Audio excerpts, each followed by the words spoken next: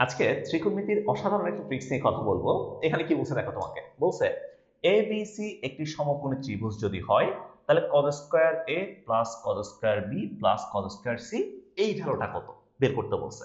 এখানে কি ভাই আমাকে এবিসি সম্পর্কে কিছু বলছে?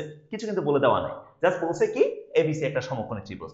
এই ধরনের প্রবলেমগুলোতে আমরা এবিসি আমাদের ইচ্ছে মতো ধরে নিতে পারবো।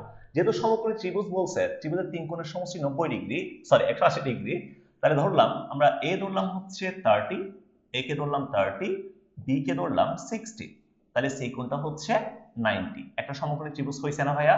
জাস্ট আমি মানগুলো বসাই দেখবো। এখন cos স্কয়ার এ আছে, cos 30 এর ভ্যালু কত ভাইয়া? cos 30 এর ভ্যালু √3/2। তাহলে এখান থেকে cos স্কয়ার যেহেতু আছে 3/4 আসবে, plus cos square B, cos 60 এর ভ্যালু হচ্ছে হাফ, তাহলে cos স্কয়ার বি মানে আসবে 1/4, plus cos square C, cos 90 এর ভ্যালু হচ্ছে 0, তাহলে এখান থেকে cos স্কয়ার সি সমান আসবে 0।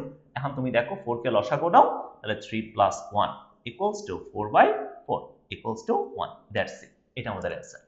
সো যারা ট্রিক্সটা জানবা তারা এই প্রবলেমগুলো 2 সেকেন্ডের মধ্যে করতে পারবা, আর যারা ট্রিক্স জানবা না তারা হচ্ছে মাথা চুলকাতে থাকবা। ঠিক আছে?